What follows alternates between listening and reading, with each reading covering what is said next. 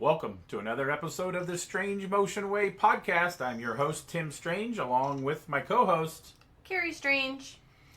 This one is, I'm just going to say, an industry badass.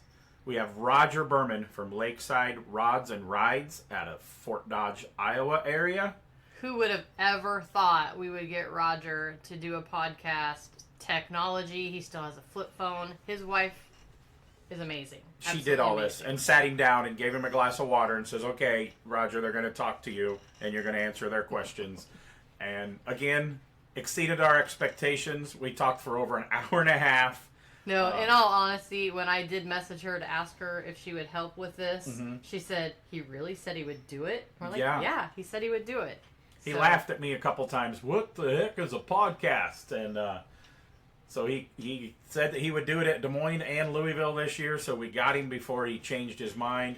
This guy, I would put up against everybody in the industry that builds hot rods on the list of major accomplishments and awards that this guy has got. Not only in the hot rod industry, but the motorcycle industry, the ATV racing. This man's a badass. He is, yeah. Very cool. So here we go. Buckle up, Roger Burman. But first, a word from our sponsor. Or, as Roger would say when he usually ends a conversation, Papa Wheelie. Hey welders, ready to upgrade your gear and save some serious dough in the process? The Miller Build with Blue Savings and Rebate Program has you covered. Find amazing deals and cashback rebates on a wide range of Miller products, from welders to plasma cutters and everything in between, all backed by our 3-year warranty. Don't let this opportunity pass you by. Take advantage of the Miller Build with Blue program now. Visit us online or stop by your nearest Miller distributor today to start saving. Okay, welcome to another episode of the Strange Motion Way podcast. I'm your host, Tim Strange, along with my hostess with the mostest, Carrie Strange. And here we are with one of the people. We got like 100 people on our list probably to do this. And one of the first 3 names that we put down was this guy right here. I wanted to interview him. He doesn't do stuff like this, so it's a huge honor to get him on here. We have Roger Burman. So here's just a highlight of some of the stuff that I have got that Roger's done in his career, and I know I'm missing some stuff. He got in his first grade 8 in 1995. He's got a Good Guys Custom Rod of the Year. There's only 3 cars in history that's won the Riddler Award, and then they saved it and went out to California and won America's Most Beautiful Roadster. Some guy named Chip, somebody did it, but Roger did it. And you can't do that anymore because they changed the rules. A Street Rod d'Elegance with Good Guys. America's Most Beautiful Street Rod with Good Guys. Another Street Rod d'Elegance. A Good Guys Street Machine of the Year. Muscle Machine of the Year. Street Rod d'Elegance again. A couple Good Guys Truck of the Year lates. Another Good Guys Street Rod d'Elegance. One of the first people to win the Elite Builder Award at the Street Rod Nationals, NSRA. I got another link. He was at least a part of another grade 8 this year. I think there's 1 or 2 Street Rodder Magazine Street Rod of the Year. A Good Guy Street Rod of the Year finalist. And I think there's a Mother's Shine Award at SEMA in there. And I know I'm missing at least a few other things there. So that's quite the career there for Roger. So welcome. Thanks. So Roger's a man of few words here, so getting him to talk will be fun. So let's go way back.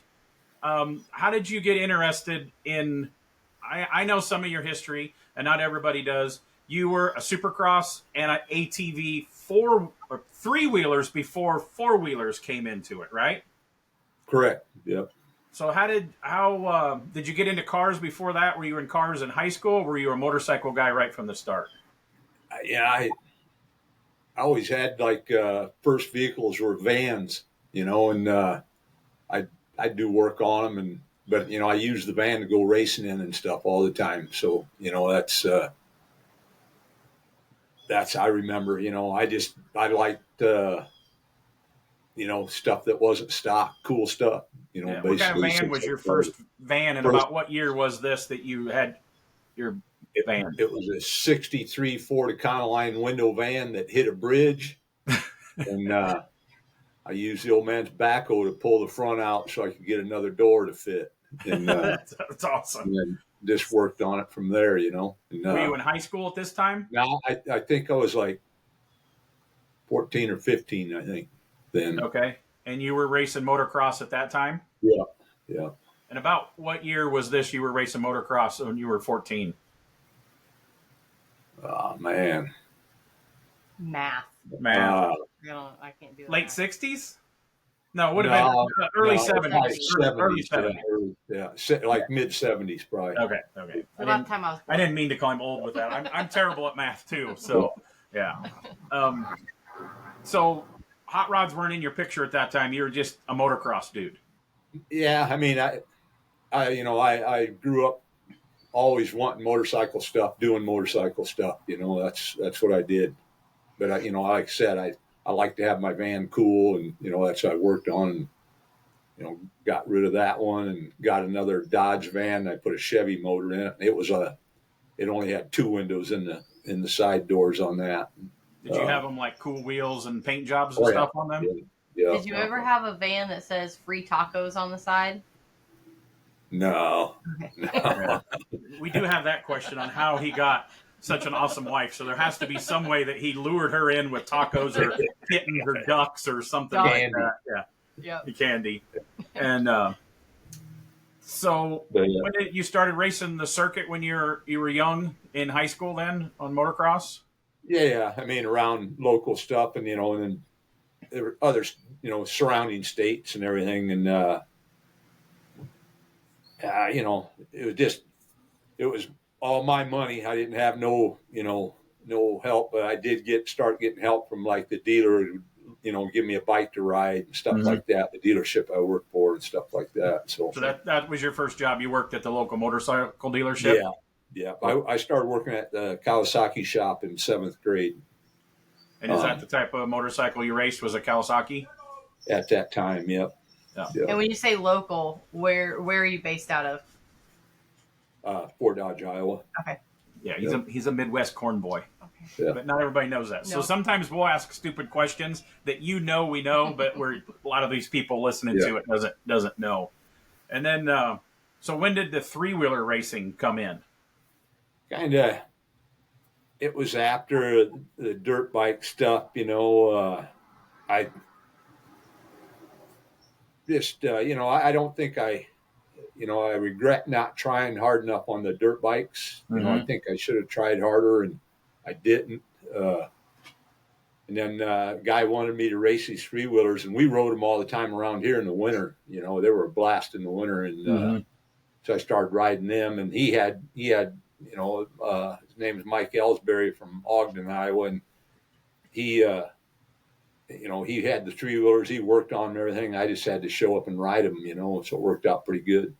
And they paid, fair races and stuff, paid money. And so then I started going to bigger races, and then, got in the Mickey Thompson series and the Grand National series, and traveling all over racing, West Coast stadiums, all the.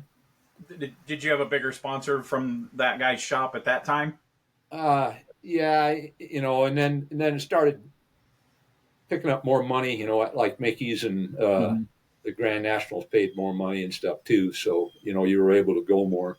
Plus when I stayed in California, I had friends that lived there. So I got free room and board, and so it worked out good. But, raced all Anaheim, San Diego,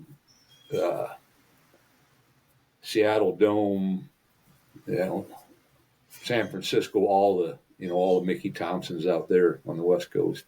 Did you ever win any titles racing in that?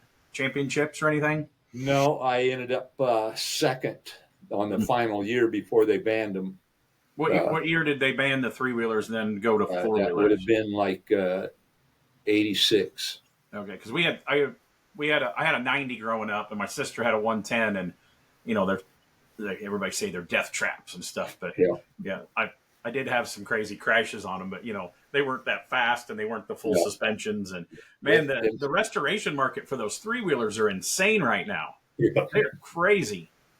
Yeah. Do you have any of those old ones restored? Because I know you've got quite a dirt bike collection, don't you? A little bit. No, I did, but I got rid of them too. No, I wish I did that. Like when one of the times when I went to the hospital, for 8 days and had didn't have no money coming in, I had to sell that stuff off at that time, and just make the house payment and all that stuff too. So Growing up sucks. yeah, I wish I had some of the stuff, because some of the stuff I did have was one-off stuff from Japan that would definitely be worth money now. Yeah. But, so what was your biggest sponsor that you had back then? Were you in '87 I got called, or American Honda called me, and that's when I got that ride with them. But I told them I still wanted to ride my 3-wheeler, and they said, no, you can't do that. You ride this 4-wheeler or you don't get this deal. So I had to take that, and that was basically, I had like helmet sponsored clothing and stuff like that. But, the Honda deal was a big deal to me. It was more, it wasn't so much a salary, but it was start money and then bonus money. Yeah.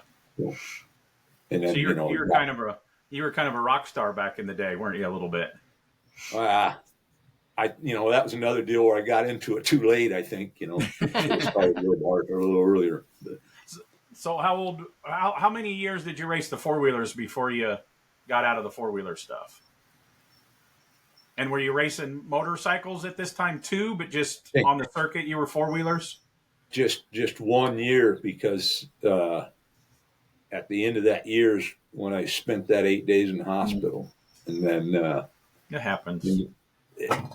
Pretty much, and that was just, it took too long to recover, basically. Yeah. So how old were you at that time? Shit, I don't know. It would have been 80, 87. Early 20s, probably then? No. How old would I have been then? She laughs in the background. Quite a while by then.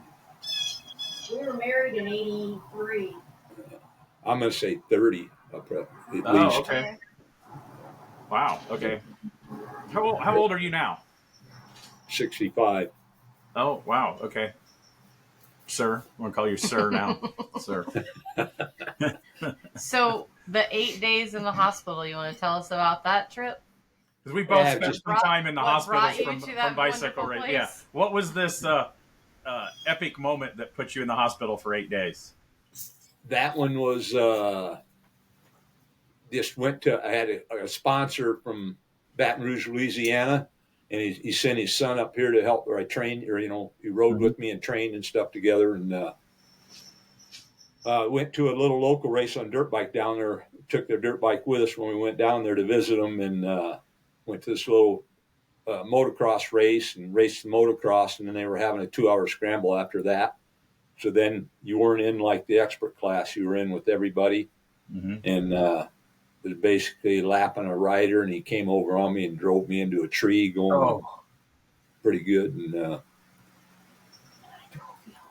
both bones were sticking out of one leg, and my face was all tore up. They had to have a plastic surgeon sew my face back up, and then put that external fixture on my leg. Man. And that had bars going in the top and the bottom, 3 pins going from the outside in. So it was big, it stuck out the front of your leg by the foot. Mm-hmm. And, but that was that one. Yeah. I've spent a week in the hospital with punctured lung, collapsed lung and broken ribs. She spent some time in with her pelvic fractures and all that this year. So it definitely happens if you're going to do any type of race, then it'll get you every once in a while. Yeah. Yep. And if it don't, you're not trying hard enough. That's right. That's right. So when did okay, let's finish the motorcycle and off-road stuff before we go into the hot rod. I know for years you raced Masters class, and didn't you win like a couple track championships within the last 20 years in Masters class up around Iowa and that? Yeah, like Missouri and Iowa, yeah. So do you ride anymore still? I mean, just for fun, but not competitive. I went riding Sunday. Yep. Yeah. No, I've heard stories of Exalta DuPont, Mickey Smith, he was up there one time. He always liked to tell that story.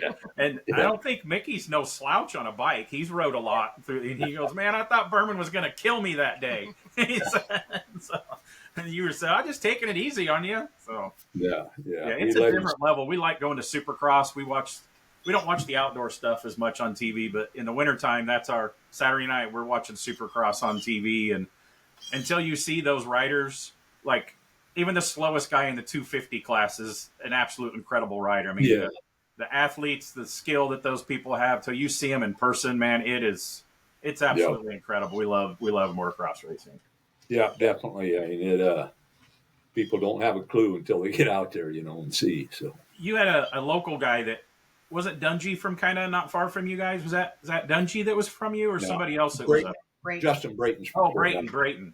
Yeah. We always we always cheered him on because we knew he was a Midwestern guy. And Dungy was, just over the border in Minnesota too. Oh, that's right. Okay.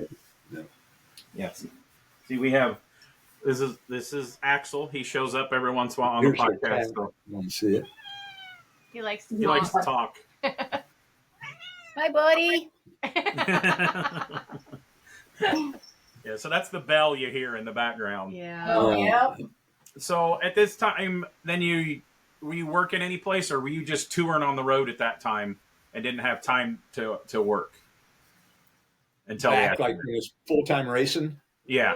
Yeah. No, Chris worked at the grain elevator all the time, and then I worked at Kurt Bacon Body Shop. That's kind of where I learned how to do, body work and stuff like that.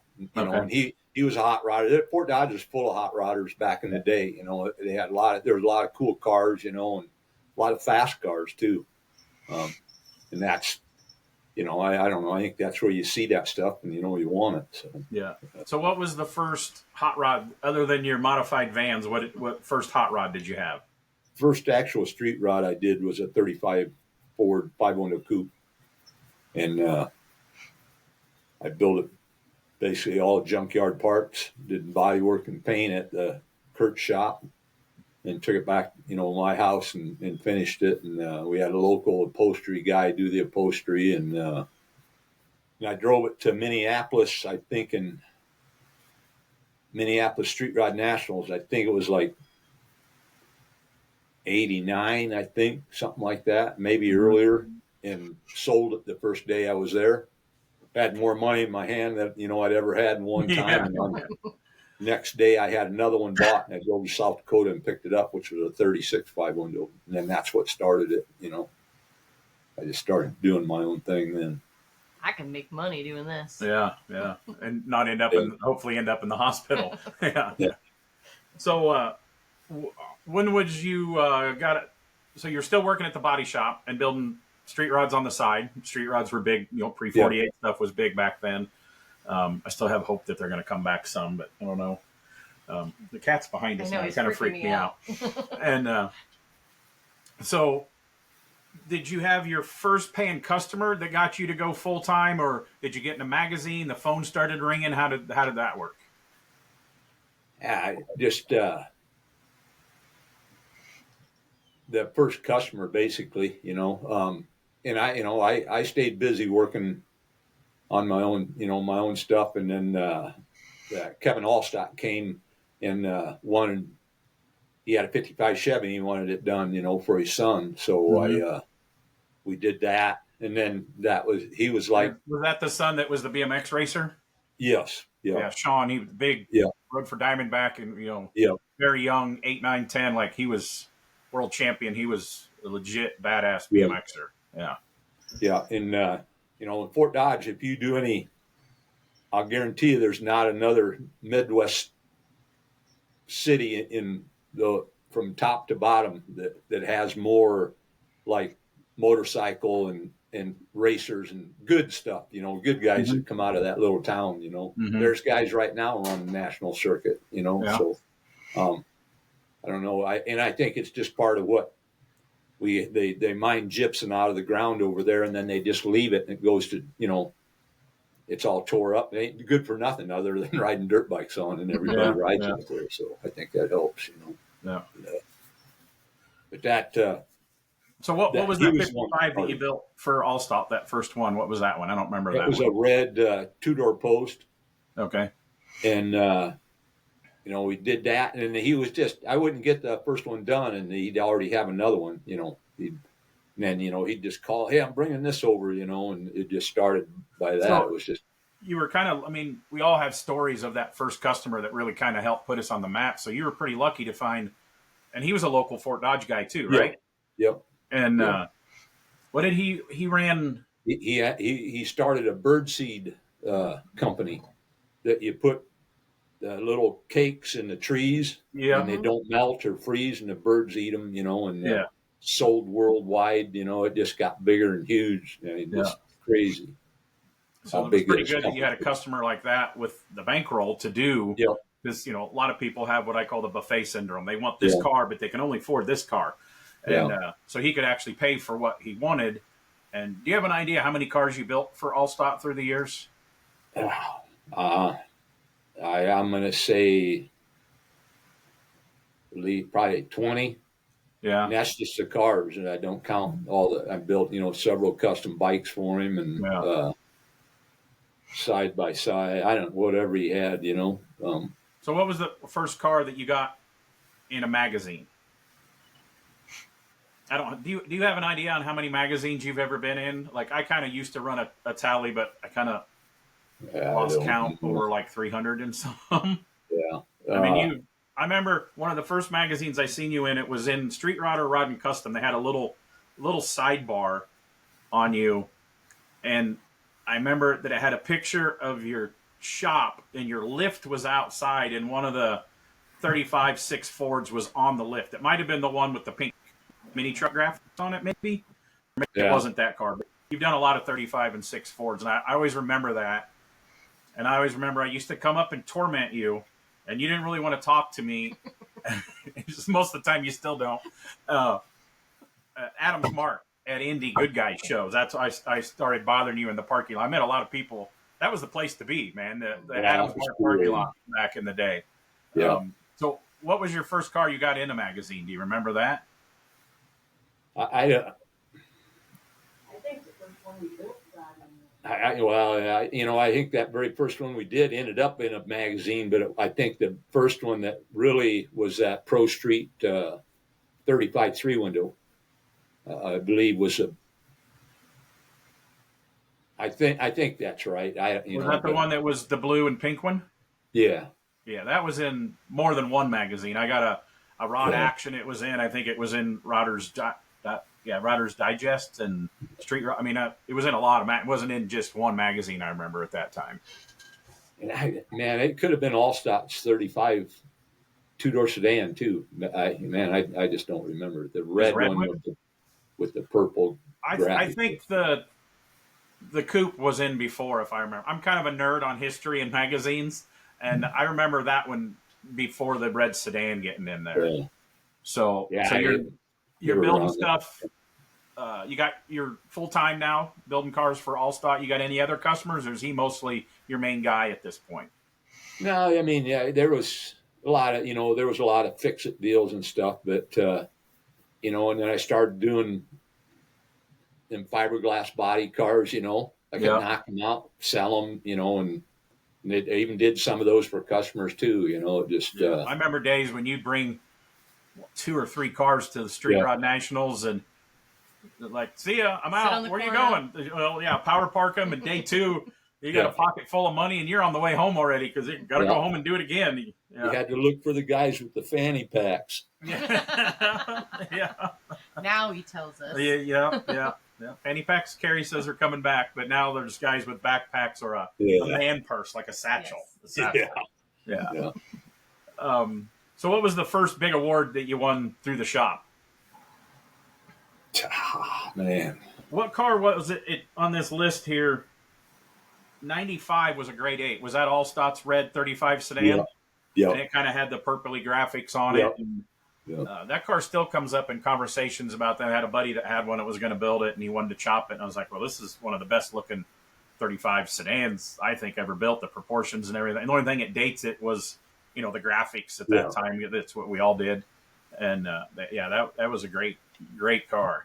Yeah, I never even knew what Detroit was at that time. We took that car to Jim McFall in Iowa City to get the upholstery done, Mm-hmm. and then he kept telling us, you should take this car up there, you should take this car up there. Well, then when Kevin looked into it, and then he decided we were going, so that's when we went up there. I think that was like 95, I think, something like that.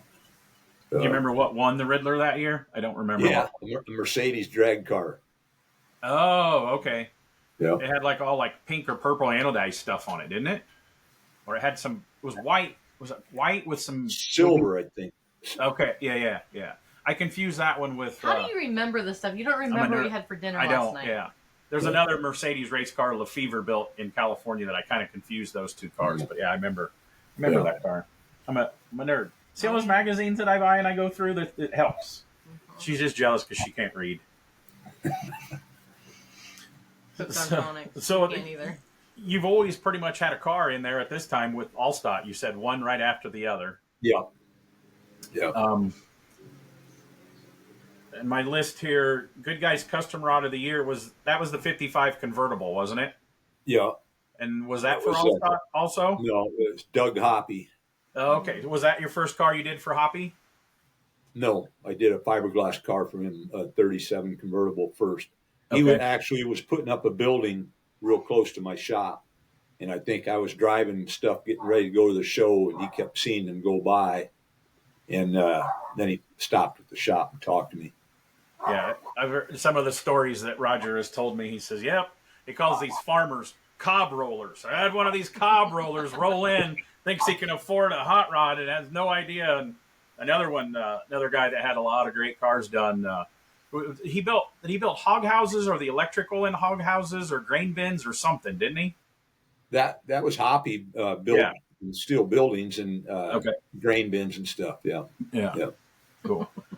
So, yeah. And then, so then you built shortly after that. Another on the list here is you won the Riddler Award, and that was another car for Allstott. That was a hand built Marcel body.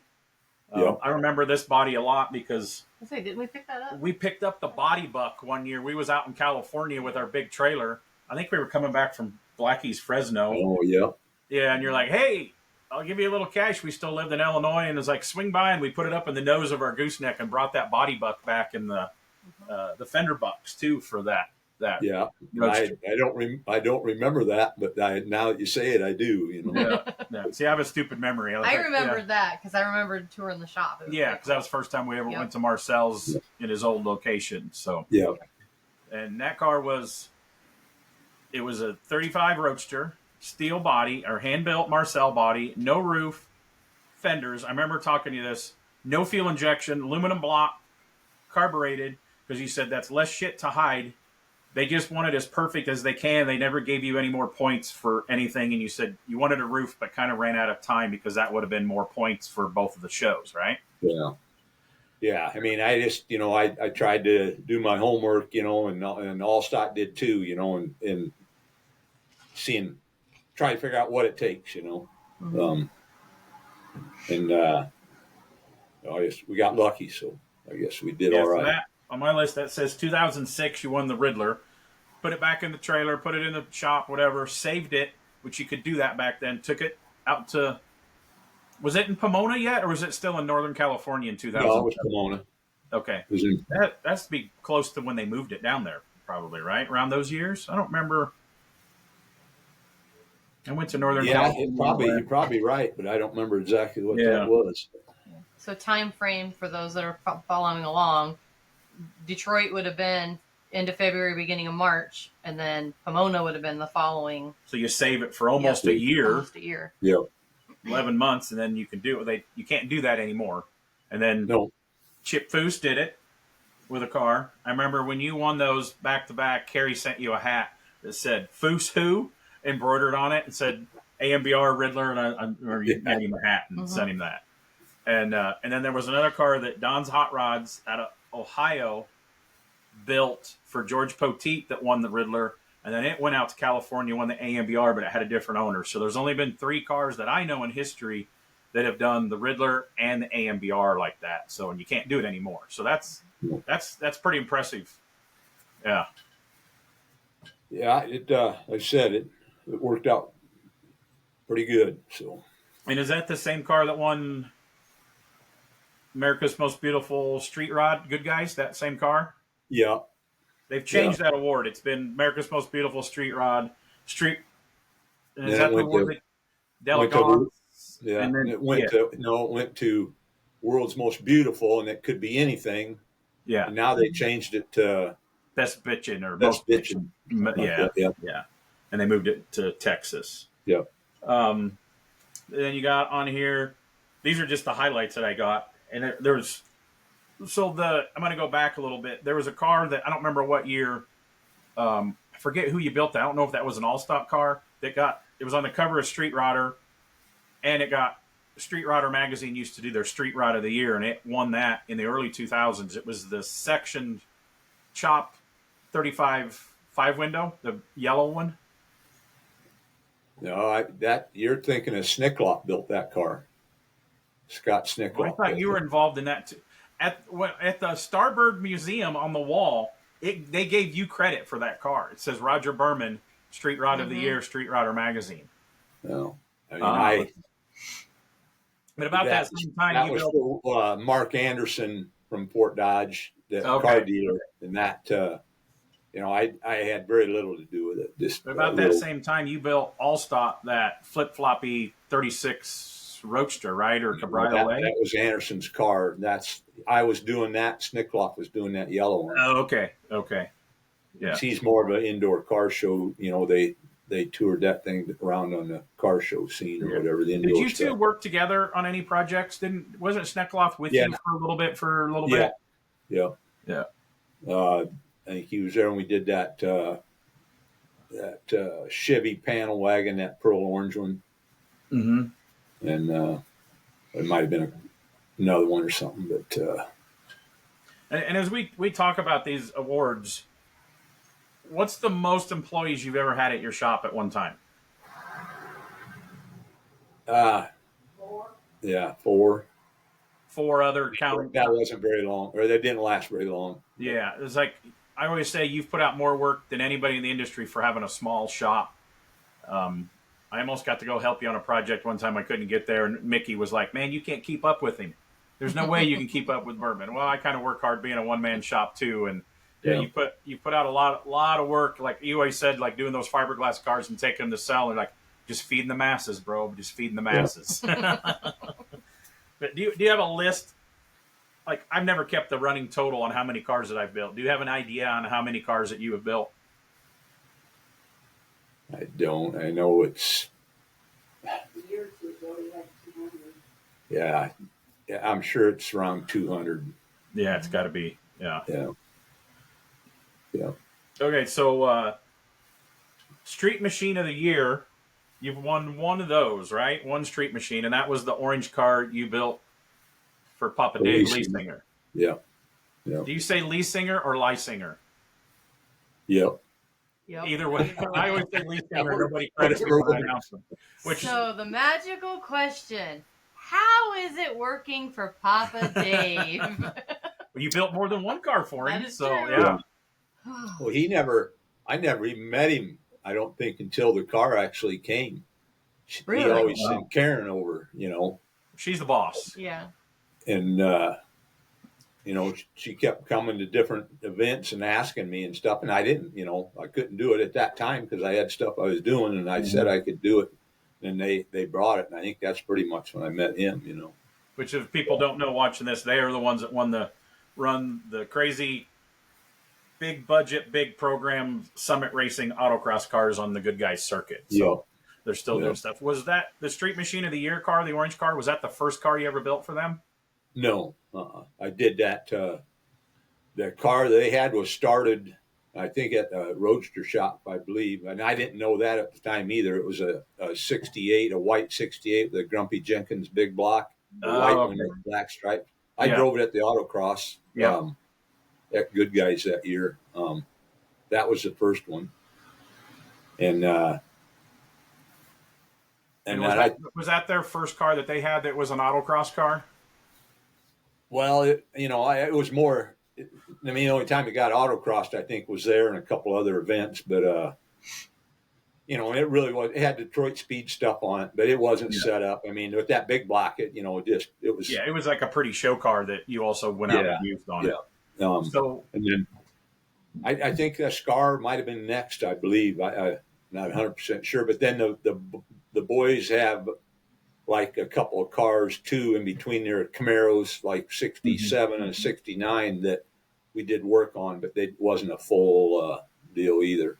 Okay, so we're going to come back to that autocross stuff because there's a big part of the story of your career in autocross stuff too. So the orange Camaro that won, it had a later model roof on it too, right? Like a 08 roof or something. It was right when that 5th gen Camaro came out, and I thought that roof would be pretty cool on there. And so we did that. And we used other tail lights and stuff off of them too, and then tried to mimic a couple other body lines and stuff that were on the new car too. The back glass was kind of like it and stuff. So. And that car still works. It was, I don't know how many years ago. It was before COVID, but they brought it back to Texas one year to try. I was like, oh, maybe we'll go for Muscle Machine of the Year, and it almost got a Muscle Machine of the Year finalist. I remember, or maybe it did. I don't remember, but I remember they brought it to that. And then another highlight was 2012 Muscle Machine of the Year. What vehicle was that? People don't know Muscle Machine. They do Street Machine of the Year, and then the Muscle Machine, you got to run a handful of laps sometime, and they pick a car out of the autocross pit. So it's usually like a car that might be nice enough to win Street Machine of the Year, but you're not scared to drive it a little harder. So then they have the Muscle Machine. What car was that one? That was the 2nd gen Camaro, the 71 Camaro, the silver one, Professor, they called it. Oh, it was the satin. Silver with blue accents. Yeah, and you debuted that at Detroit, right? They wanted to go after the Riddler. Yeah. And if I remember, it didn't make the grade 8 because it was satin. Yeah.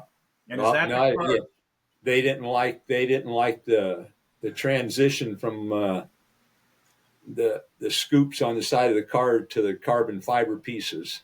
Yeah. And I tried to. They wanted it smooth. I said you couldn't do that. It expands two different. It would crack. Yeah. And but no, that was supposedly what they didn't like. But then it goes to SEMA, and that got a Mother's Shine Award, right? Yeah. Yeah, that it makes no sense.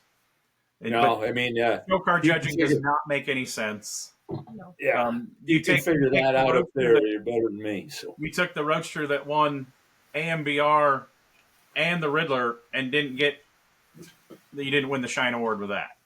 Didn't even get in the top 10. Yeah, it makes absolutely no sense. Yeah.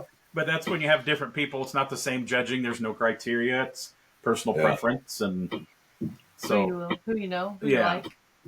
But then that silver, the satin 2nd gen, did that have Warren Johnson power underneath the hood of that? Yeah.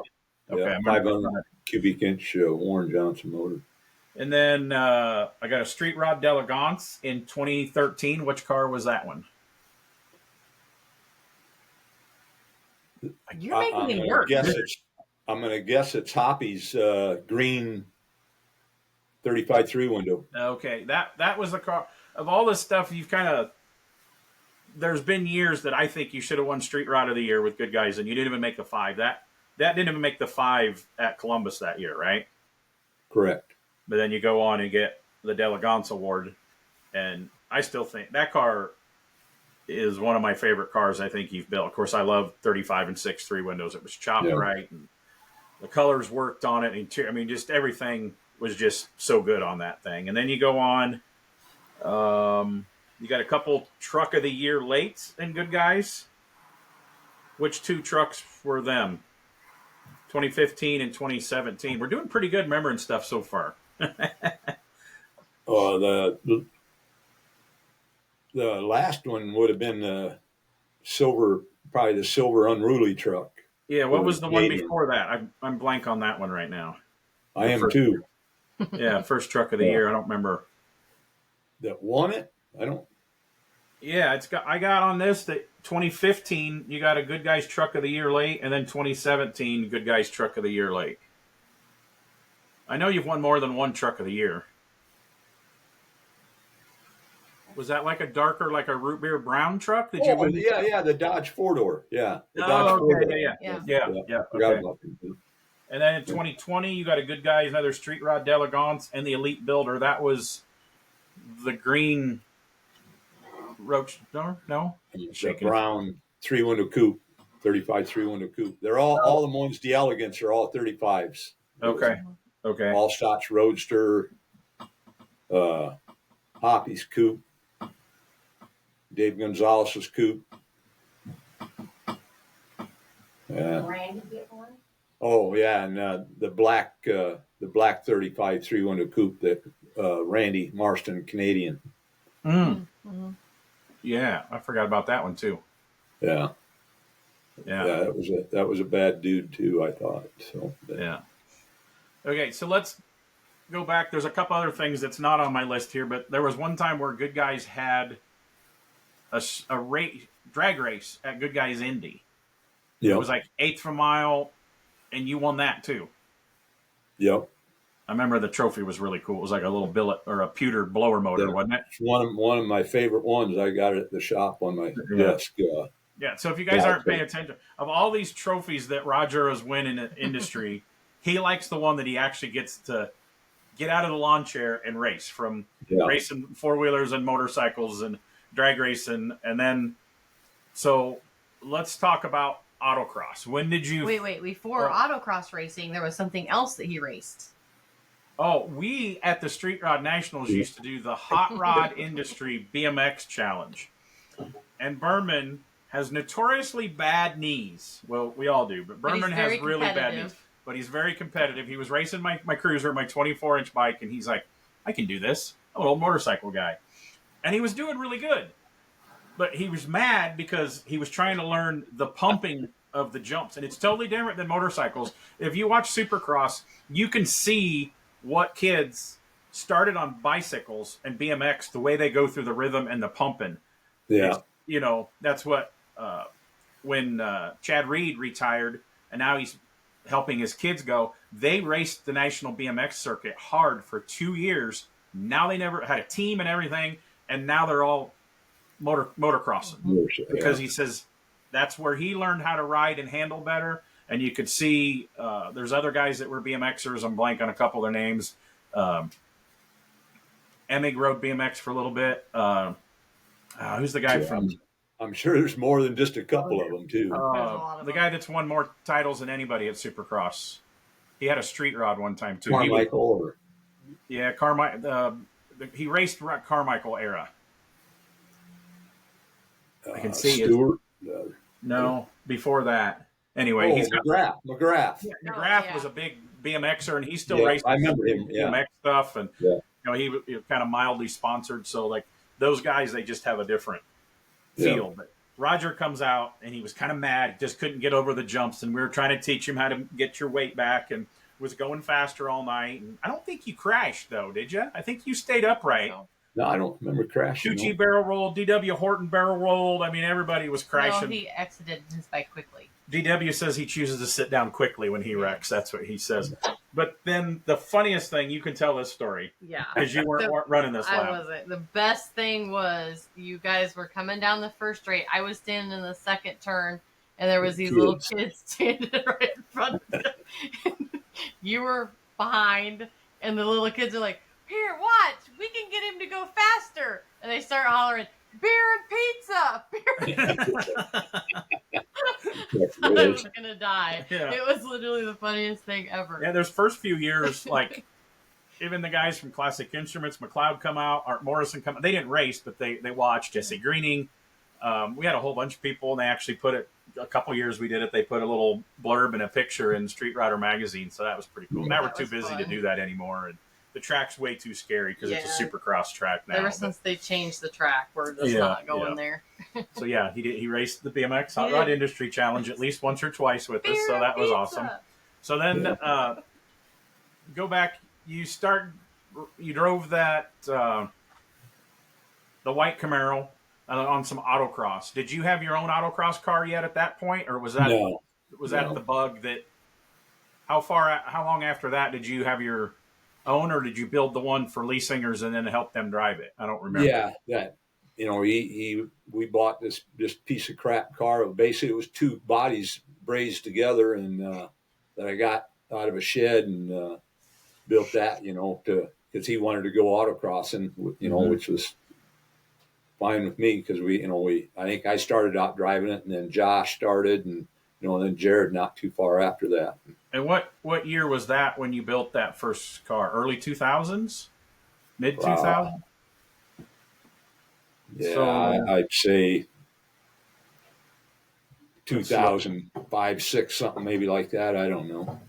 Is that Street Machine of the Year? Oh, it was 2010. So it would have been right after that then, right? Yeah. 2010. Yeah. And in that amount of time, that Good Guys Autocross has came to a whole different level. There's 7 classes or whatever. And partially for the fault of the Lee Singers of what they've done with their racing program. So you got to have, and I like the Challenger class, the beginners and all that stuff. So you were driving that car some. That was, what was that car called again? Crusher. The first Crusher. It should have been in the Crushers where it should have been, but, and then saved the body off of it. They raced that for a while, and then Karen drove it, and then there was other cars that they had. Yep. Did you build them another car other than that Camaro, or just that one? No, it's just that Camaro. He called that. I'd always be so busy with customer cars, without him scheduling. He thought he could be able to get it right in, and I couldn't. Yeah, right. Yeah. And so, when did you have your own race car? Ah, man. And what was your first autocross car? Was it the Dart? Yeah. Yeah. Okay. And didn't you win the overall Good Guys Points Championship driving autocross one year? No, I won the class, but I would have if we'd have went to another event. But I think it was that the red Hellboy truck won the championship that year. Okay, but you won. Yeah, class. But so I say that every once in a while when I announce autocross that you've won the title, but you won your class championship. So that's a pretty good another feather in the hat of most builders kind of stick to building the cars and chasing those awards, and some guys go to Bonneville. Have you ever thought about going to Bonneville? Have you ever been to watch Bonneville? Somebody offered me a ride, I'd be there instantly. Oh man, have you ever been and watch it? I have not. Oh, it's incredible. It's one of our favorite. I've got to stand on the starting line between 2 nitro cars at NHRA, and Bonneville compares to no. I mean, it's like you're on the moon, and it's just.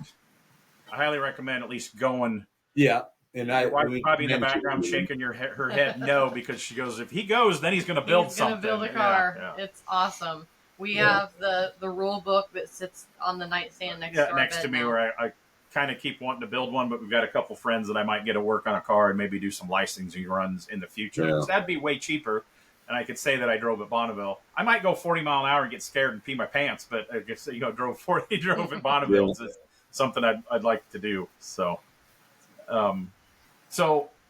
and then you were driving again autocross here for a couple years with Lee Singers. Got quite a few cars. You were jumping in Jared's car. What last year? Yeah, Jared took some time off. They let me drive his car, and then and Dave bought another Corvette, and we worked on that, and drove that last year. So explain to people. I pay attention to the industry. So I know autocrossers that barely know that me and you build cars. And they hardly even know who Troy at Rad Rides or Pinkies or Ring Brothers are. Barely. But then there's the other side of the show car guys. They just think, like, I remember a year or so ago, I was trying to explain autocross to Bobby Alloway, and it just was not sinking in. They just think it's a circus sideshow over there. That's why for years, when they bring over the Street Machine of the Year contenders, them guys would do donuts and burnouts. And if any of the normal autocross drivers would do that, they'd at least be kicked out for the weekend, if not for the season. Yeah. So some of the show car guys think that autocross is a circus sideshow. explain to people how serious some of them autocross. Some of them are just out there having fun, but half of them are obviously super competitive. You want to win, and it's harder than it looks, and there's more forces on the car than what you would think. Yeah, and I think I've proved that to some people if they take a ride, or when you used to be able to take a ride with people. I think that helps them get a better mindset of what actually goes on. Because if you're standing on the sidelines, it doesn't look like much. But,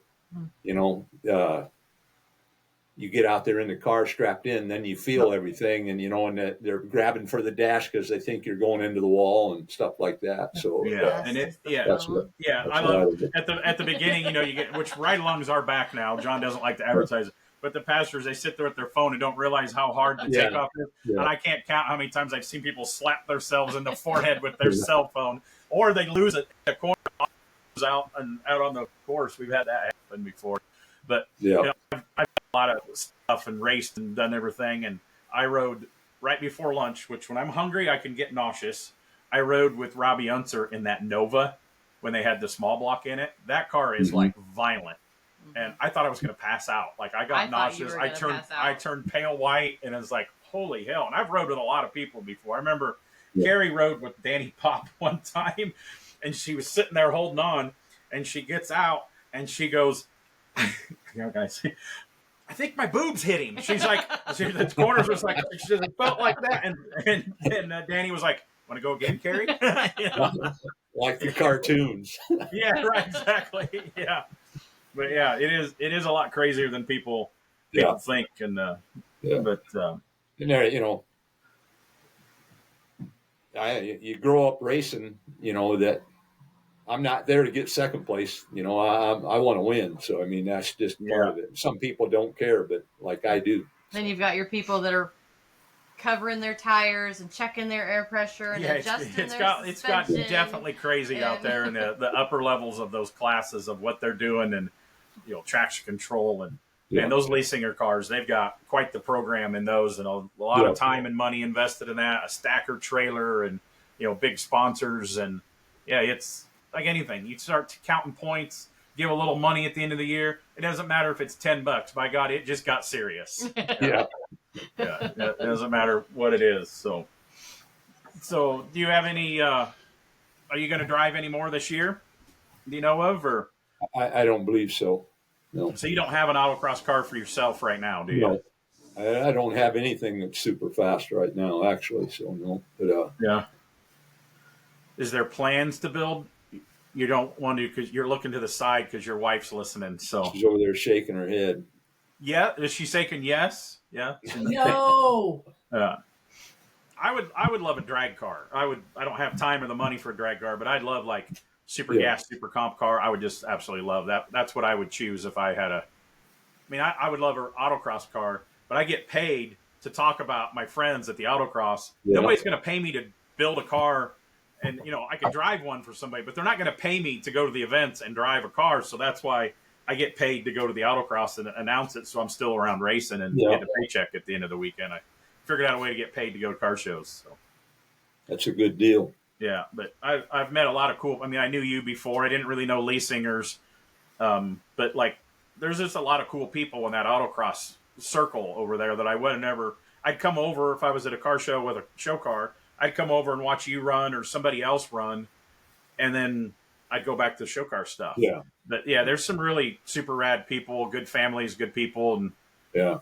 they're not everybody's super cool. There's some assholes over there too, but it's really neat the people that I have met being over there at the autocross. So, and I think that I don't know how Lee Singers. Them people work their asses off, and anybody that thinks they don't, they're definitely mistaken. They work freaking hard and at their job, and they work. All night, and just taking care of that semi is a full-time job, and I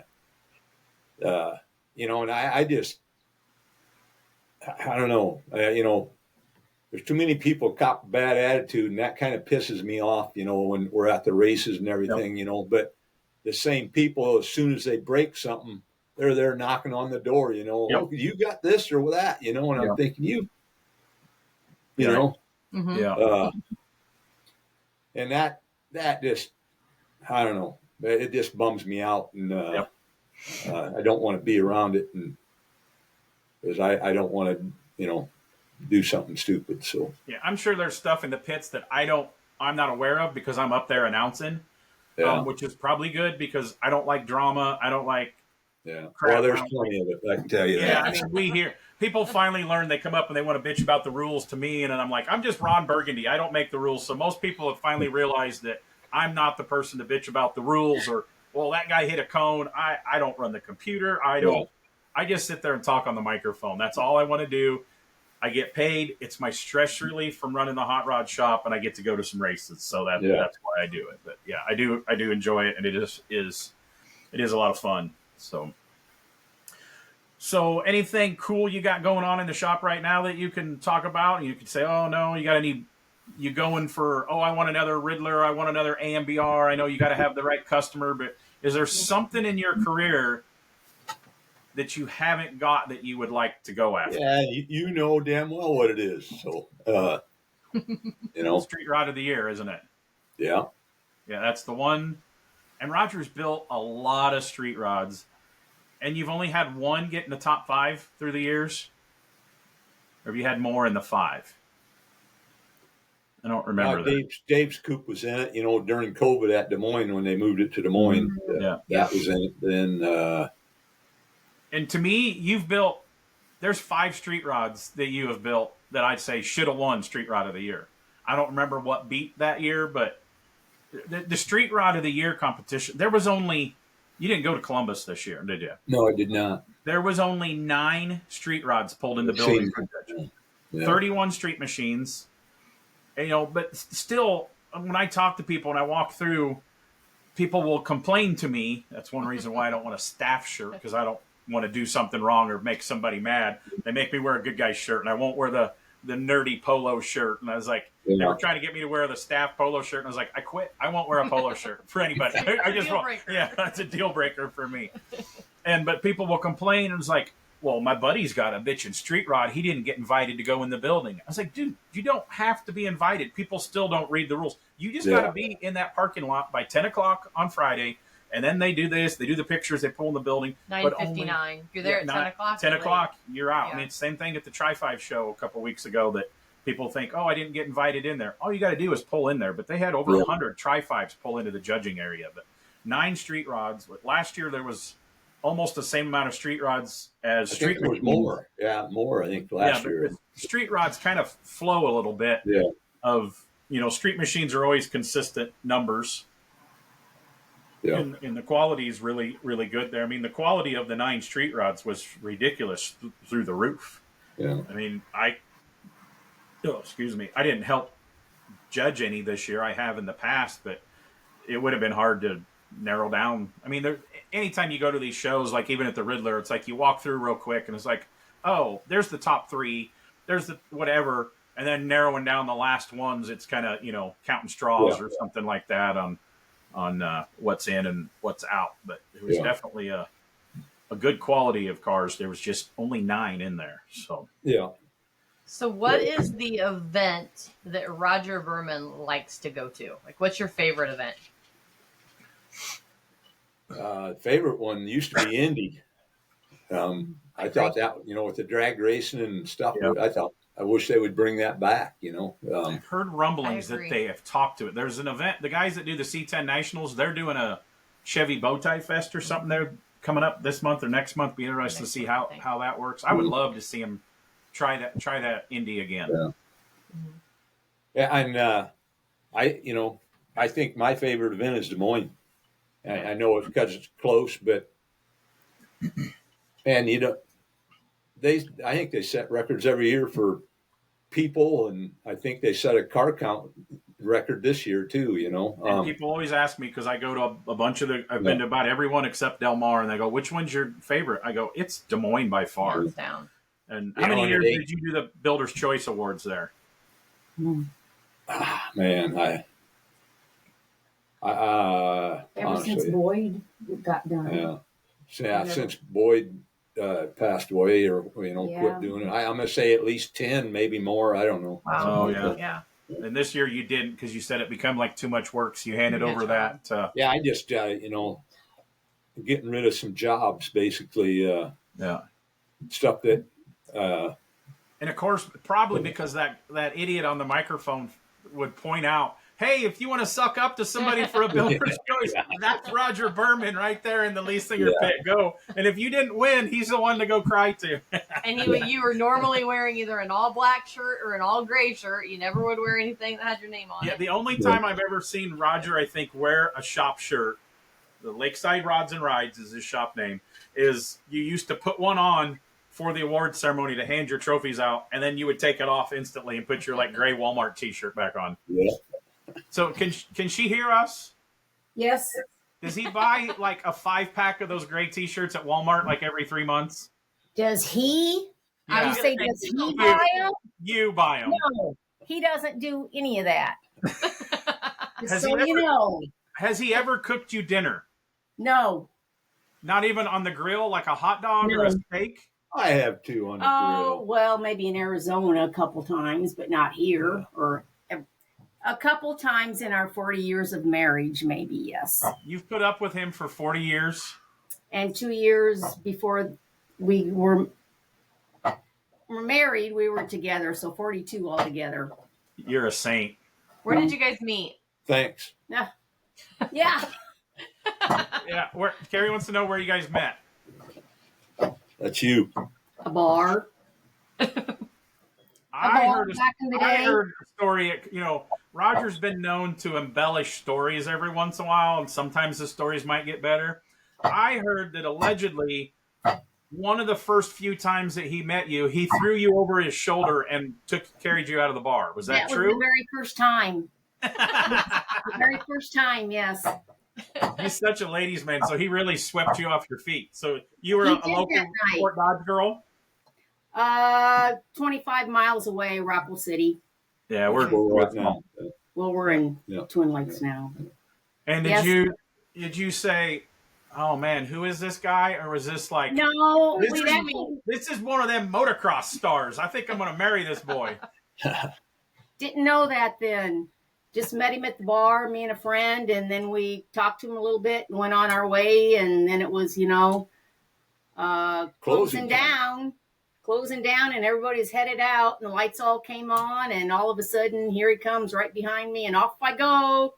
He takes me outside. Caveman style. Yeah. Oh, take this girl home with me. But he Whether she didn't. likes it or not. I put her down at the door. Yeah, put me down at the door. And I got his phone number, and I still have the piece of paper I wrote it on from back Aw. then. I could even show it to you. Yeah. Yep. I still have it. Awesome. And he And called then you on search a dial phone. Yes. Yeah. It's a Yeah. dial phone. Yes. Probably still has the dial phone. Roger, do you still have a dial phone in your shop? Nope. The No. push button? I got a push button. He actually has a push button now. We But did, you though. bought it for him, didn't you? Huh? You bought it said for you- him, didn't you? Yeah. He still has a flip phone. Probably the phone company. They probably came in and switched it out. Like, we can't use this anymore. We don't Probably That's have what can't. happened. My parents actually had that. They had trouble with their dial phone, and I still remember how mad my mom was when they had to put a push button because they couldn't Oh, boy. service that phone, and they came in and changed it in there. She was mad. You still have a flip phone? Yep, he does.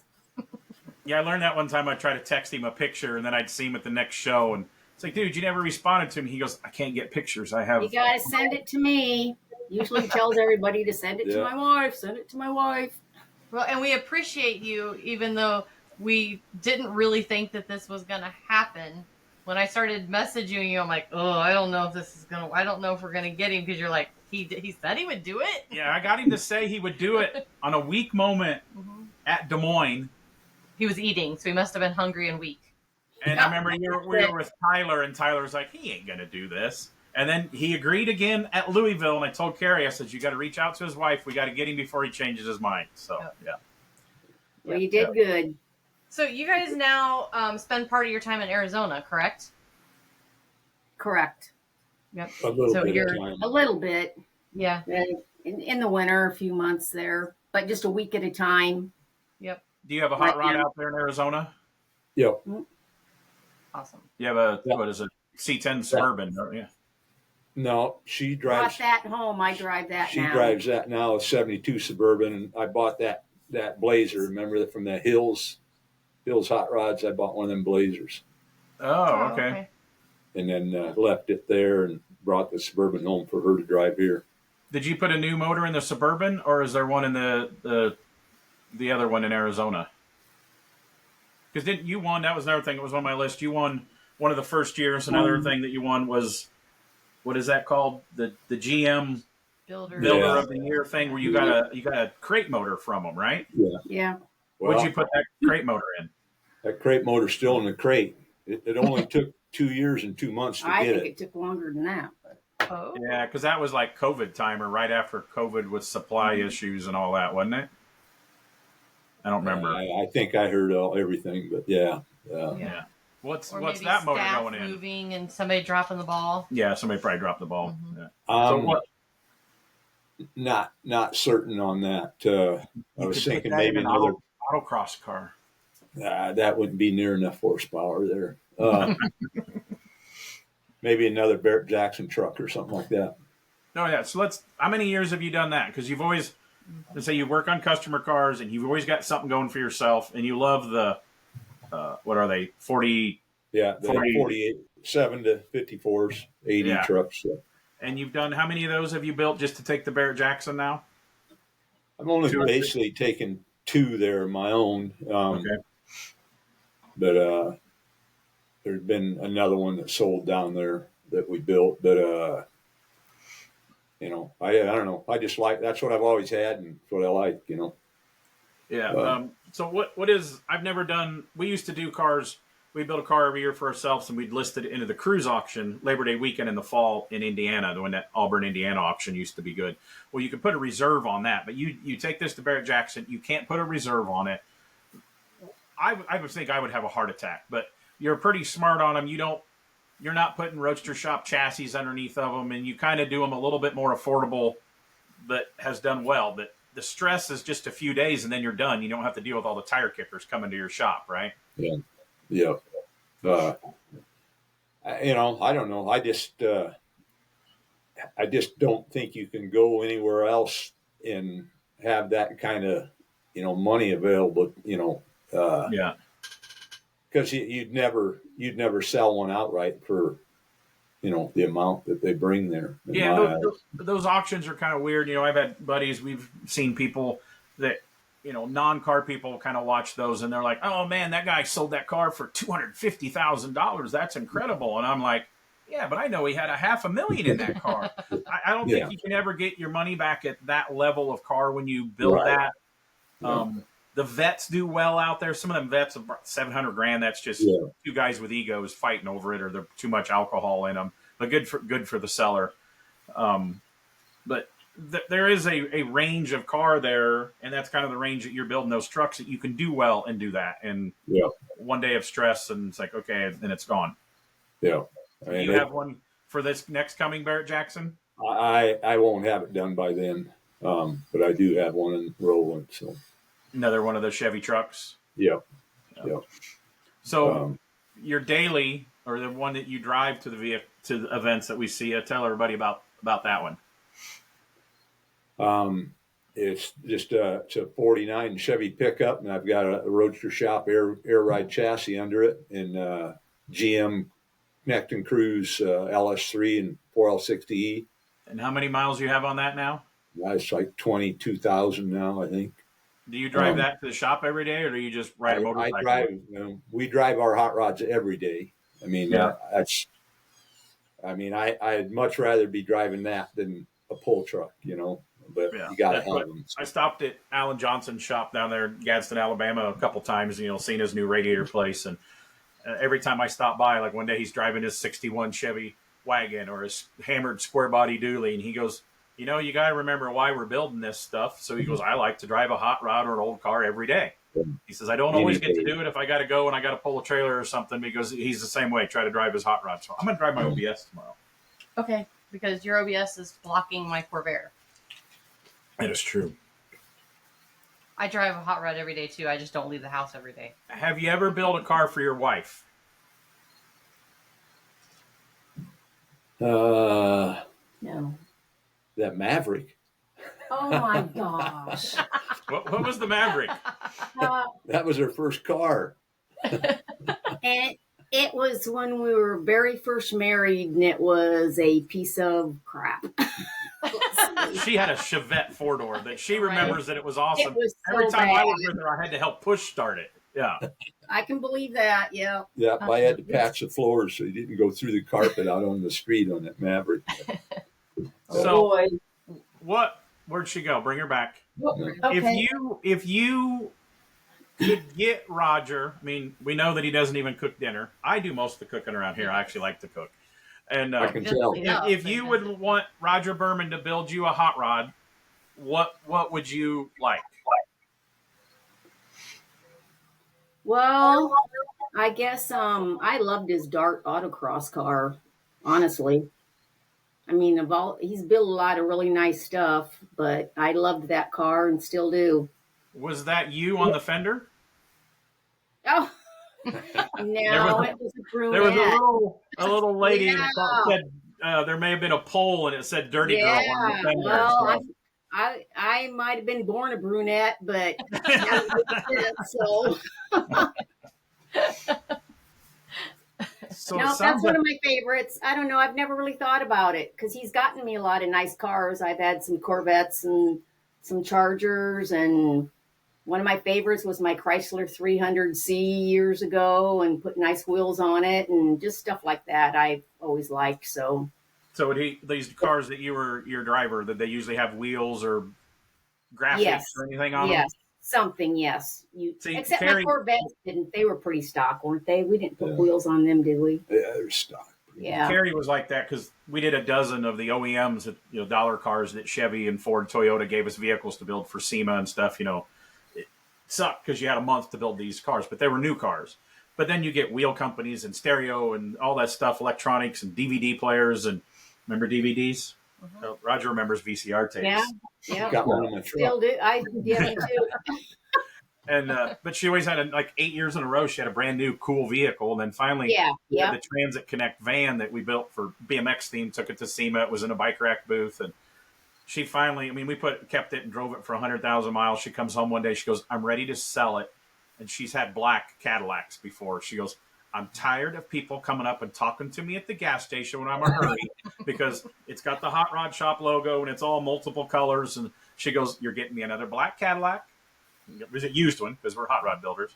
She goes, "You're not putting any wheels on it. You're not lowering it. You're not even putting the damn sticker in the window. All she did was tint the window." She goes, "I just want to be left alone at the gas station." So, yeah, you drive a hot rod. She gets that when she drives her Corvair. It's like, Even the truck, everybody wants to talk, and I don't like. Yes. Yeah. Yep.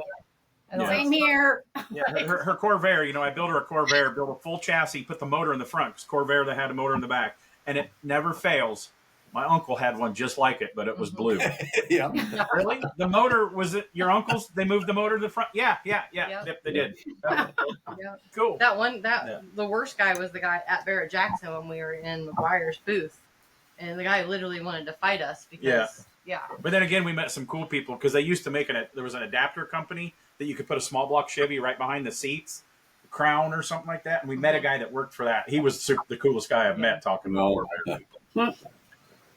So she wants a autocross Maverick. Is that what she wants? No. Yeah. No. No. You can make that. Greening's built that Maverick. That's pretty badass. I drug her over there at Scottsdale and showed her that. I goes, "You know what this is?" And she's looking at it. And goes, "It's a Maverick." Yeah. No, it ain't. Yeah, it is. Allegedly, do you know what happened to that car? Of all this crazy stuff, they drove over 200 mile an hour. They autocrossed it. The owner was driving it someplace in traffic, and somebody come around the corner, and he goosed it and lost it. They're putting a whole new body on it, a new it totaled it, but he wants the car built back again. So they're rebuilding the whole car, new chassis, new body, the whole thing. It got wrecked so bad. Oof. Yeah, bad wreck. Like hit a median, and bridge or something like that. But he was fine. Was it his fault or the other person's fault? Or don't know. I didn't really ask that much when somebody has to rebuild a car that costs that much money. Kind of, are you okay? He's like, yeah, I'm okay. And it's like he That's all that matters. kind of drop it. But yeah, somebody came over and he goosed it and it got away from him. So kind of both people's fault probably. Yeah. Ouch. Yeah. So yeah, I don't think that maybe that's not public knowledge, but I think it is now. It is now. Yeah. So what else have we got? What else have we? I don't. That's all my notes that I had. It's an hour and 12 minutes. That's wow. Good. You said this is going to be the shortest one. Yeah, it says Berman's going to tap out 20 minutes. He'll be done. He'll be done talking. Yeah, you get him on a good subject he likes, so, and he does better. So he's done good. Yeah, he's done good. So, do you have anything in line right now for a customer to go after that street rod of the year? Yeah, I do, but I think I've come to the conclusion it'll probably never happen because it seems, they like what they picked the last few years. Just it's it's more nostalgic, the 4-inch wide tires, and that ain't me. I mean, if somebody asked me to build one, I wouldn't do it, because I'm not into that. And you like the modern, whatever's the modern technology, I the motors, I like the wheels. so it'll like probably be another 35 Ford, right? Yeah. I have, and back we're talking about the Riddler car, Allstott did, actually it was going to be my car. I had Marcel start it. Mm-hmm. It was a 35 fenderless Roadster, a yellow one. Yep. And when Allstott sold all these cars, Dave Gonzalez bought it. And it's back at the shop right now getting a total redo. So, Dave wants to go over there. I'll take it over there for that. Changing the color and stuff on it? Yeah, it's we're putting a 8-stack LS in it, taking that little small block out and complete recolor, wheels and tires, interior, and some side venting and a few other small headlights, taillights. And was that car the same body as the Riddler AMBR? No, it was the same. The only thing the same about it was the windshield. Other than that, it was completely different. So there was a whole different body buck and everything for that, or they just modify? Yeah. Or actually, that was kind of an interesting story. You might like it. I begged and begged to get in there, and I think he thought I was just a meathead, and I kept talking.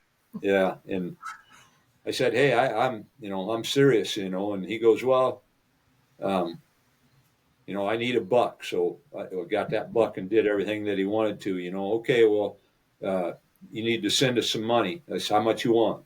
Had it red labeled there. He had it the next day and he called and he goes, yeah, you can bring that car out anytime, So I brought it out there and then he'd call and want money, red label the money. Next day they got it. And so when I went out there, like it was getting close to being done, the old man Marcel come right up to me right when I got there. And he goes, you ever need you want another body built? He goes, you don't have to build us a buck, just build a drawing and have it. And I said, well, I do have a deal in mind. He goes, we normally have to chase our money for months. And he goes, when I call you, the money's here next day. He goes, I like that. That means that's what I always say when you talk to somebody. It's like, oh, my shop or my car, the customer, my car's been in this shop for this long. And I go, have you paid your bill? Yeah. Sometimes, they don't want to tell that story, but we all chase the money and that's part of the problem. But you proved yourself that you're real. Now I don't think they make anybody build a buck because, old man Marcel passed away, but. Yeah. And that dude, he was super cool. I'd ask him and he'd just pick a piece of metal and beat it out and do it right there in front of you. It was pretty cool. So, have you been to Luke's new shop that he's? I have not. I did see Luke at Lincoln there a while back. He busted his arm really bad. Yeah, he came. We've seen him. He got inducted in the Rod and Custom Hall of Fame, so he came to Tulsa this year, and he was in a wheelchair. He was in a wheelchair then. This was before his big accident. He woke up and is just like, again, he races motorcycles, just injuries. He said, I just woke up and I just can't walk in my knee. So they went and rented scooter. Yeah. Wheelchair, and his wife pushed him around. Yeah. And then, yeah, I seen him someplace else after that, and he was all beat up from motor. Yeah. Broke his arm. Yeah. He had a big off. Yeah, he had a scar from here to here. They must really wrenched on it. So his shop's really cool. Kind of in this little neighborhood. He's got a bitchin' ranch house, and it's right below, kind of like a horse community where everybody's got a handful of acres, and his brother don't work there anymore, so it's mostly just him and his wife. His wife helps him with the big pieces, and we were talking. Customer was there, and we went to the open house, and we was talking to him about those one-off crazy, the full big things that he's building for Rick Dorr. Yeah, I'm not going to say the amount of money that it cost on the podcast, but it's like, what is something like that? And he told us, and I'm like, really? I mean, it's a lot of money, but for the craftsmanship and the skill, it doesn't seem like a lot of money because there's not that many people in the world that can do what he's doing there. And he goes, well, you got to realize, he goes, they're not all fully metal finished. I can do it, but he goes, most of them, people get them at, I call 85%. You might have to weld an edge or stretch a gap or do something like that or bang on a couple pieces. He says, I'll do it, but it's just more money. And so my one guy goes, oh, maybe someday we'll have Marcel do something. But yeah, it's old world craftsmanship. That's pretty easy for me to say. But I mean, we all like to shape metal, but I mean, sometimes I like the story of that. It's like Boyd took him an old rusty car, and he's like, I could build a whole new body for less than it's going to cost to fix that one. And then they started building those bodies. So yeah, pretty. That's this yellow roadster. That's where that roadster came from. The Fenderless one. And I drag raced it at Indy and did that hot rod duel a couple times with it. And is it staying fenderless? I like it. It's a cool car. Is it staying fenderless? Yes. Yeah. Cool. Yeah. Cool. So that'll be out next summer? It's possible. And then, I've got another three-wheeler coupe that I started for a guy in Texas, but I don't know what will happen on that deal. It just, he sends money and I work that off, and then I don't hear from him for a while. But yeah, that's a story that a lot of people, none of the TV shows ever tell. No matter, I mean, I go into different shops when I go into towns for racing. There's always something in the back corner. Yeah, we haven't heard from this guy for a while. I was talking to a good friend today. I'm not going to say who he was, but he's like, "Oh yeah, I'm working on this car again. Finally, it's back in the schedule." They have not heard from this guy in 10 years. Like it was in store. Like they moved it to a storage thing, and I mean, we've got a car we didn't hear from the lady for 3.5 years. We heard from her twice in a week 2 years ago and haven't heard from her again. Yeah. But she's a military person, so she gets plucked places where she can't communicate with us, and I can't reach out to her. So she's doing something way more important than worried about that car. But I was like, you're back on that car? He goes, yeah, he just showed up like around COVID and is like, oh, yeah, I want to do this car. He's like, dude, I thought you were dead. You didn't answer anything. Oh, I've been busy. So he's like, okay, give me a couple, some time to work it in. And now he says, we're starting on it. And so far, so good. But yeah, didn't hear, sent the guy certified letters and never heard anything for 10 years. I mean, this is a crazy high-end, lots of handmade sheet metal work. I mean, it's not just, we've got a Camaro with some rally wheels on it. I mean, it's something that needs to be done. Yeah, but every shop seems to have one of those. Yeah, it's the first time I've ever had that issue whatsoever, but it doesn't bother me. I got plenty of stuff. We're doing a 65 Lincoln convertible, and what else we got? That pickup that I'm doing for Barrett, and then that roadster. Basically, I just shipped another truck off to California last week too, another silver one. Cool. I mean, you got anybody helping you in the shop full time? Yeah, Bobby Hotbar still there. Yep. Okay, and then sometimes doesn't Dean Fowler help you on spraying some stuff? And hasn't for the last. We just did a bunch of work on a Nomad that he's doing. We had it for about a year, all the metal work and stuff on it. It's pretty crazy Nomad. But he's doing body work on it now, I think. So at his shop, he's got his own shop, right? I know Dean says he's the autocrosses. Yeah. And he's actually got a car that was muscle car of the year finalist this year, I think, too. Yeah, he's a little Nova.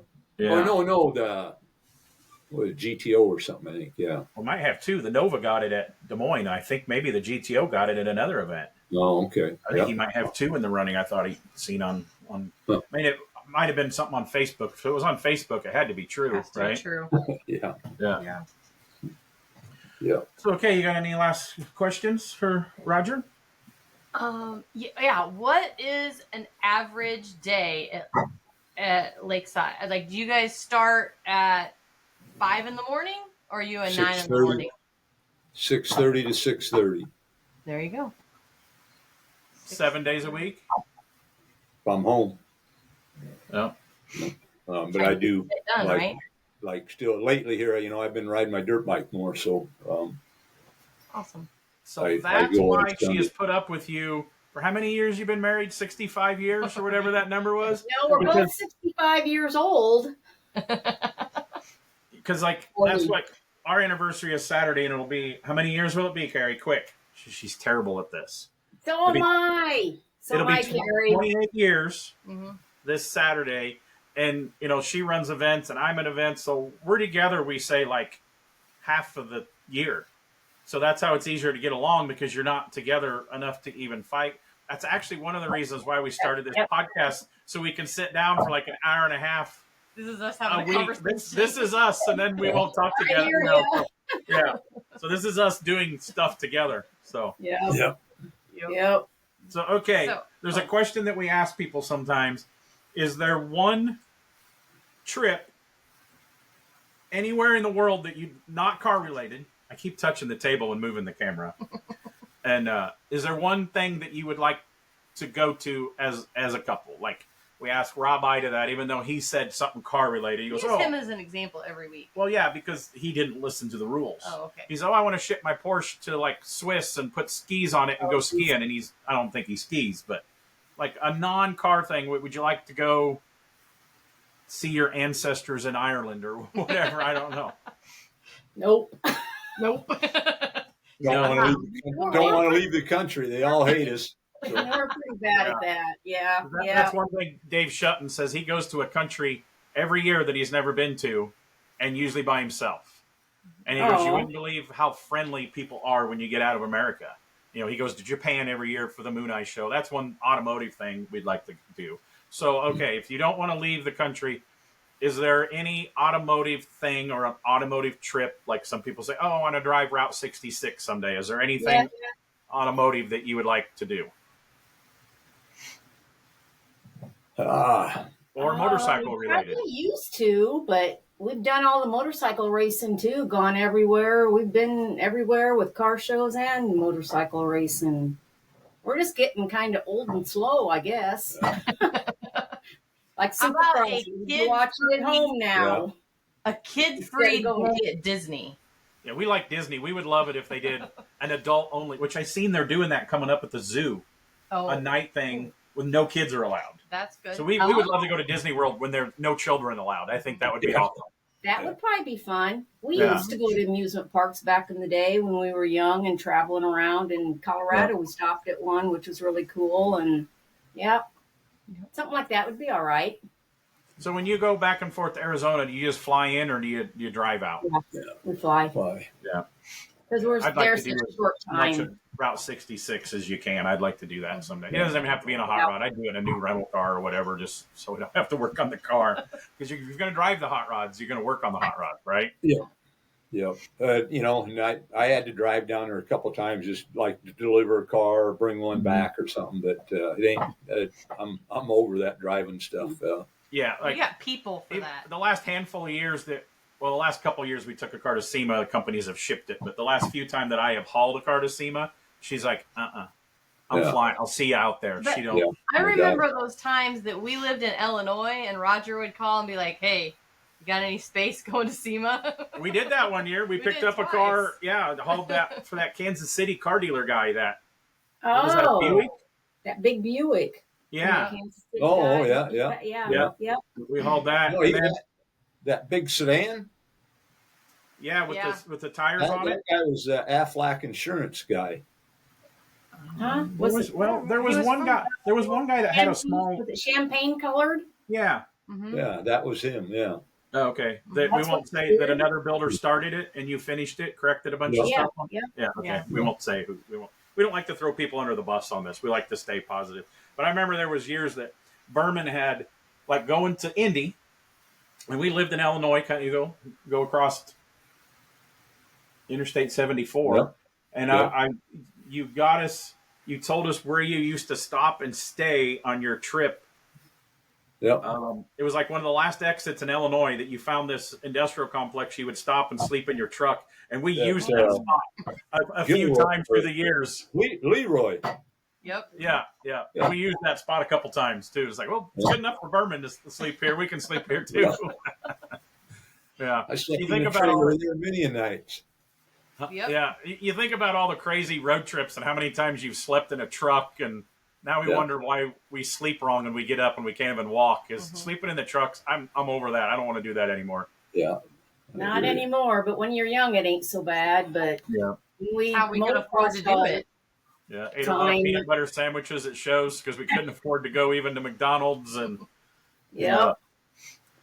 For sure. Well, I think you got anything else you want to add? Nothing that I can think of. Heck, I don't know anything. And we've actually had almost the best internet signal of anybody we've interviewed. Yeah, that's good. crazy. I have a new computer. I think it might have helped. Yeah, it's been great. Plus, our house is really, really small, so it doesn't take much to get a good connection. Awesome. Well, we want to thank Roger Burman for being on the Strange Motion Way podcast. And Chris for getting it all set up, getting him there, because we know Roger didn't do it. We're glad Roger picked you up and threw you over your shoulder all those years ago, and you have stuck with him, and you feed him, and probably put gas in his car. Buy his shirts. Do you lay his clothes out every morning for him? Almost. I pack his bags. I put treats in his bags. I come home I'm 2 miles, so I come home every day for lunch. So you're not that far from the shop either, are you? You got a sandwich. No, he could come home now since I'm retired, but when I worked, I was 30 minutes away, so he couldn't then. But no, I don't really get to talk to her, but I come home so I can see my cats. He likes to come in the house I go and to the start shop yelling to see my cats. Yeah, you have a shop cat, Roger? Oh yeah. Oh, wait, there was one thing that we didn't talk about. Do you guys still have ducks? They don't have ducks. No, we don't have ducks anymore. Something got into them, Carrie. You're gonna make them sad. I'm sorry, but you guys just have like it's been long enough ago. You know, I had that built so that it was supposed to be predator proof. I had all the gauge wire right and dug under the ground and all that kind of stuff. And we had them for 11 years, and 2 minks got in there and killed every one of them. When I went out to do chores that morning, they were gone. They were all, and the minks were still there, and they were trying to get them out of the duck hut. You know, to take wherever they were going to go eat them or keep them, you know. And so I went into the shop, and Roger he saw the look on my face, and he's like, what the heck, you know? And it's like, they're all dead. They're just all dead. So he came out, and they were still there, and he cornered one of them up in a place that we could close off. And how big is a mink? I used to trap as a little. They're like a weasel. Okay. You know, they're long and 1.5 skinny. long, probably. I didn't know they were that longer vicious. After I got through beating him with a stick. Yeah. I didn't know they were that vicious. Oh yeah, yes they are. Yeah, they're very vicious. But I remember the duck compound, like you had like a lounge in there, and you'd sit in there and read a book and hang out with your ducks, wouldn't you? That was at the very beginning, but by the end it was even way more huge, and I had my radio and I had all my stuff there, and awesome. it was a deal. And Roger, you used to have Great Danes. You don't have a dog anymore. No. We used to have Rottweilers. I miss having a dog, but we're travel too much. And see that happened to us too. So and then I remember you used to have cats. We've always had cats. You used to have a badass shop cat that would bring in snakes and rabbits and all kinds of stuff. So I got another yellow one. He's a good cat too, but he he don't kill as much stuff as that other one did. But our logo on our podcast says, what's it say? Hot Rods Custom BMX and cats. When we put the logo out, people were like, "You misspelled cars," and it's like, no, cats. We did Corey and Ashley Talbert last week or this week or something, and they're cat people. So we talked about going to a cat show. We went to a professional cat show. It's very entertaining. Have you guys ever been to a cat show? Have not. I've watched one on the internet, but no. Yeah, and they have some really good ones in Phoenix. So, oh, really? Roger will understand this. So, remember, like we don't want to offend anybody, but like late 80s ISCA show car people, like they would get dressed up in like their weird little suit coats. Yeah, animal outfits. Yep. You wonder where those people, we think they're show cat people now, like being their cat because they had the weird little outfits and all that stuff, but everybody was leaving that place. Everybody was smiling. It was fun. Yeah, it was. We had the best time that day. Carrie Googled it. We've talked about this before. Yeah. They make good money. Want to guess how much a cat judge makes? Oh, geez. If you're in the right organization, because they're sanctioned, and you have a minimum of 5 years seniority or experience. I think you have to have 5 years in order to be a judge. Like, that's the minimum. Like, and you have to be a breeder for 5 years or something like that. But they can make $80,000 being a cat show judge. Yes. We're in the wrong business. Yeah. No kidding. You get you get to hold them up and it's like, look at this fine specimen. You know? Yeah. You always want to kiss them then when you're going to put them down, right? Yeah. Right? Got to kiss them first. Yeah. We had so much fun that day. Well, us girls do.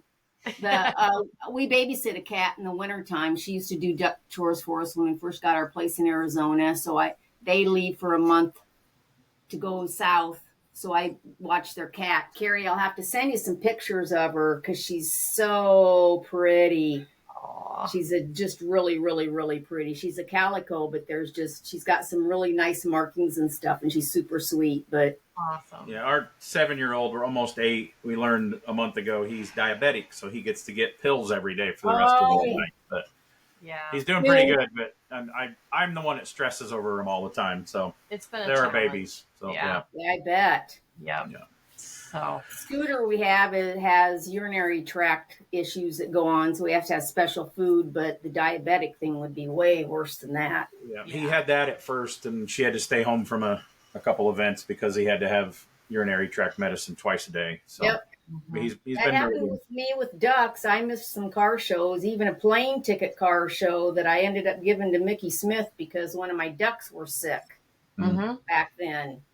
I had to bring her home at night with me, and so I get it. Yeah, if we would have had kids, we'd be just like, oh, rub some dirt on it, you'll be okay. But not our animals. No, they can't tell us. They can't talk to us, so it's different. Gotta have shop powder, otherwise you got mice in the shop. So I don't have a shop cat. Someday. Well, you'd kind of do because the lady that lives next door. They're outside. They're not in my shop because then that'd be another cat to take care of. So Yep. And I wouldn't get anything done because I'd just be sitting there playing with the cat all day long. That's why I don't let him have internet at the shop either. Yeah, I got my phone and that's it. I don't have a computer, nothing. So. Okay, we want to thank Roger Burman at Lakeside Rods and Rides. What an incredible career you've had. And we're deeply honored that you took the time to be on the podcast. Nobody is going to believe this. Some of your friends is like, you're never going to get Berman on there. And so, again, you were one of our first 3 names that we wrote down when we started doing this podcast. So it's awesome to finally get you down and get your story. All I had to do was sit down and talk. So I could do that. And she did all the work. So she hooked everything up. So I'm good to Carrie go. thought we'd have to do this some night, like at the host hotel while you're drinking at Des Moines, and then I was like, "Oh no, he wouldn't get him at an event. He wouldn't be able to censor himself then. It would have been a whole different interview." So, sorry. One more real quick. We didn't talk about that. Then we'll finally wrap it up. You were you've built quite a few Henry J's for a guy. Yeah. I think it won a custom rod of the year too. That maybe wasn't on the list. And you started this He's The never yellow won any. He's got finalists, but never won anything with them. Okay. Yeah. But yeah, all the awards that we talked about, there was way more top 5 finalists. But you were part of the, you guys call it the Henry Jenner, the truck Henry J that debuted and got a grade 8 at Detroit, and then just Tyler actually got the Elite Builder Award at. So you kind of did the start of that and like the sheet metal cutting and stuff, right? Well, no, I don't even remember what all I did. I got the chassis, and them guys did the heavy work. I mean, they did they made the bot, all that stuff, and then I had it again. I did like the windows and stuff like that. And then Joe called, out of the blue and goes, as it was getting close to start doing body work. And then Joe called and he goes, what about Detroit? I goes, well, what about it? He goes, what about taking it up there? I goes, well, you can take it, And he goes, well, to compete for that. I goes, there's no way, Joe. I said, it's going to take at least another year's worth of work to do that, and then he wanted a number. So I said, I'll call you back in the morning. And I made the number and just go ahead and do it. And I'm over it, and I called Tyler and, luckily they took it on. They'd done a hell of a job. Them guys, they do some nice work, Very nice work. Yeah. Yeah. But yeah, I'm over that too in my stage of my career. That I'm over that thrashing for an event. Yeah. It just we've all done it enough and no sleep and it ain't it's no fun, Yeah. You got to do that stuff. We've all done it. We've all done it enough.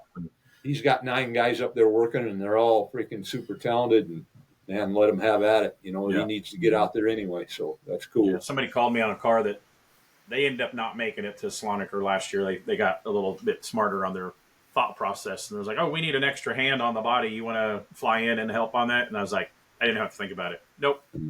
Yeah. No, thank you. No. Yeah. No. If you had maybe another year on your 6-month plan, maybe. Yeah. Maybe, but yeah. Yeah. So, okay. So we're going to wrap Really? this Are we up gonna this be done? time. So we want to thank Roger Berman for being on the Strange Motion Way podcast. I've been Tim Strange along with. Very strange. So. And I'm going to go start the grill right now. Yeah, feeding. I'm going to go start food too. Yeah. All right. See Thank you guys you. later. See ya. See ya. Thanks. The Strange Motion Way podcast, brought to you by Royal Purple Synthetic Oils. Royal Purple premium synthetic motor oils and high-performance chemicals have been designed to improve performance in all conditions and provide cleaner operation, better mileage, and decreased oil change frequency. That means less oil changes. With products available for your gasoline and diesel engines, Royal Purple is the obvious choice for your performance needs. Drive with Royal Purple, the synthetic expert.